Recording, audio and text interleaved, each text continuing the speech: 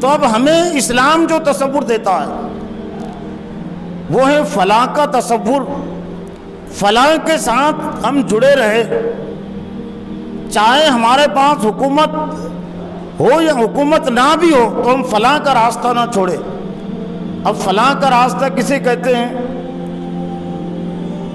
تو روزانہ کے 5 ربانی اجتماعات میں اللہ تعالیٰ نے حی علی الفلاح کی جو دعوت رکھی ہے، حی علی الفلاح کی جو صدا رکھی ہے، آواز رکھی ہے، اس کے ذریعے سے ہم بخوبی سمجھ سکتے ہیں کہ ایک مسلمان کے لیے فلاح کا تصور کیا ہے، کامیابی کسے کہتے ہیں۔ اذان کے جو کلمات ہیں بنیادی طور سے 5 کلمے ہیں جو 15 مرتبہ دہرائے جاتے ہیں، اور فجر کی اذان میں 1 کلمے کا اضافہ ہوتا ہے، الصلاۃ خیر من النوم، جو 2 مرتبہ دہرایا جاتا ہے۔ تو فجر کی اذان میں صرف وہ 15 کلمات ہوتے ہیں، لیکن جو 5 کلمے ہیں ہر اذان میں، تو 5 کلموں میں کے آخر میں حی علی الفلاح کا کلمہ، یقیناً اللہ اکبر کا کلمہ، لا الہ الا اللہ کا کلمہ حی علی الفلاح کے بعد بھی آتا ہے، لیکن وہ پہلے آ چکا۔ اللہ اکبر کا کلمہ حی علی الفلاح سے 4 مرتبہ پہلے آ چکا، لا الہ کا کلمہ بھی حی علی الفلاح سے پہلے 2 مرتبہ آ چکا۔ تو گویا کہ اللہ اکبر سے لے کر حی علی الصلاح تک جو دعوت ہے وہ ہے فلاح کی دعوت، اس میں ہے ایمان والوں کی کامیابی۔ حی علی الفلاح کا مطلب ہے آؤ اللہ اکبر کی طرف، قائم رہو اللہ اکبر پر۔ فلاح کا مطلب ہے آؤ اشہد ان لا الہ الا اللہ کے پیغام کی طرف۔ اور 2 مرتبہ جو ہیں، تو 1 مرتبہ میں جو چیز واضح ہوتی ہیں، ایک تو آنے کی طرف، اور دوسرے اگر آ گئے ہو تو قائم رہو اس پر جمے رہو، اللہ اکبر کو چھوڑو مت۔ اور یہ کوئی وظیفے کا کلمہ نہیں ہے، یہ ایک مسلمان کی زندگی کی ترجمانی کا کلمہ ہے کہ اس کی زندگی سے اس کی ترجمانی ہوتی ہے، سیاست میں، معاملات زندگی میں۔ یہ کلمہ اللہ اکبر کی بات اور دعوت زندگی کے تمام شعبوں میں رہے۔ اس لیے حی علی الصلاح حی علی الفلاح کا جو جواب مسنون ہے، لا حول ولا قوت الا باللہ۔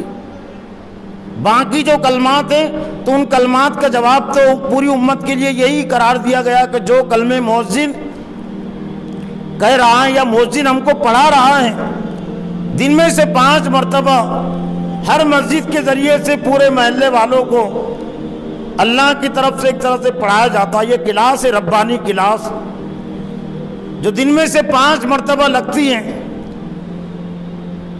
مسجدوں کے مینار سے، مسجدوں کے مائک کے ذریعے سے۔ تو لا حول ولا قوت الا باللہ، کوئی چیز حائل نہیں ہے۔ حائل اردو میں بھی استعمال کرتے ہیں ہم، حالہ یحولو کہتے رکاوٹ کو، قوت کہتے طاقت اور قوت کھینچنے والی چیز۔ تو گویا کہ لا حول ولا قوت، ہر مسلمان کو جواب دینا چاہیے، ہر مسلمان جواب دیتا ہے، لیکن سوچنے کی چیز یہ ہے کہ سمجھ کر کتنے مسلمان جواب دیتے ہیں، اور پھر وہ جواب پر عملی لحاظ سے کتنے قائم ہیں۔ لا حول کا مطلب ہے اللہ اکبر کے قبول کرنے کے سلسلے میں، اشہد ان لا الہ الا اللہ کے قبول کرنے کے سلسلے میں، اشہد ان محمد الرسول اللہ کی دعوت کو قبول کرنے کے سلسلے میں، حی علی الصلاح کی دعوت کو قبول کرنے کے سلسلے میں کوئی چیز حائل نہیں ہے۔ لا حول ولا قوت، کوئی چیز مجھے پیچھے کھینچنے والی نہیں ہے۔ 2 ہی چیزیں ہوتی ہیں نا، ایک چیز آڑ بن جاتی ہے، کسی کے لیے رکاوٹ بن جاتی ہے، اور ایک رکاوٹ نہیں بنی تو ایک چیز پیچھے سے کھینچنے والی ہوتی ہے۔ خاندان بھی کھینچنے والا ہو جاتا ہے اللہ اکبر کی طرف سے، کبھی والدین بھی کھینچتے ہیں کہ مت جاؤ اللہ اکبر کی طرف، کبھی نفس بھی کھینچتا ہے، نفس بھی نہیں آنے دیتا اللہ اکبر کی طرف، اور حکومتیں تو غیر اسلامی اگر حکومت ہے تو ان کے 24 گھنٹے کا مشغلہ ہی ہوتا ہے، 2 گھنٹے تو گھنٹے کا نہیں۔ اگر طاغوتی حکومت ہے، ابلیس کی حکومت ہے، تو 24 گھنٹے کا ان کا مشغلہ ہوتا ہے کہ کوئی اللہ اکبر کی طرف نہ جائے، اشہدو اللہ الہ الا اللہ کے پیغام کی طرف کوئی نہ جائے۔ ہاں سنتے رہے، زبان سے ادا کرتے رہے، لیکن عمل سے اپنا اظہار نہ کرے۔ لیکن جواب اس کا جو قرار دیا گیا اور جس جواب کا پابند بنایا گیا مسلمان کو کہ دن میں سے 5 مرتبہ وہ اقرار کرے، اعلان کرے لا حول ولا قوت الا باللہ، کوئی حائل نہیں ہے چیز، لیکن حائل ہو گئی بہت ساری چیزیں، یہ دنیا کی مصروفیتیں حائل ہو گئی، کسی کے سامنے تجارت آڑے آ گئی، کسی کے سامنے دنیا کی سیاست اور حکومت آڑے آ گئی، کسی کے سامنے اس کا خاندان آڑے آ گیا، دنیا کی ناراضیاں آڑے آ گئی، اور بہت سارے لوگوں کو کھینچ لیا مختلف طاقتوں اور قوتوں نے۔ تو حی علی الفلاح کی جو دعوت ہے وہ یہ ہے کہ چاہے ہم مغلوبیت میں رہیں تو کامیابی ہمیں حاصل ہو سکتی ہے۔